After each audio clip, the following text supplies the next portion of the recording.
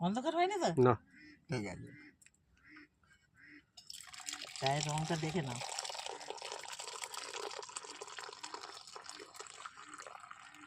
না তোমার এতে চা খায়। আর ছাগল তাড়া খাবে না, চলে এসো।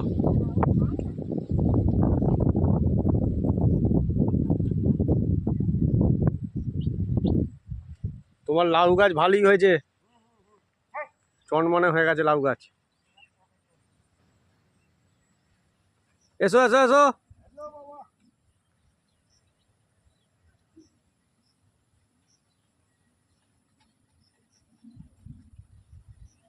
চা তৈরি হচ্ছে। এখানে চালের সিম গাছ, খাবার জিনিস সব রেডি হয়ে আছে। ঢোকো ঢোকো ঢোকো। ও লক্ষ্মী পিসির চা তৈরি হচ্ছে। বলছি কুমড়ো ফুল তুলছি, পিসিকে নিয়ে ফটো তুলে ফেল। এবার চা খেতে বসবো নাকি?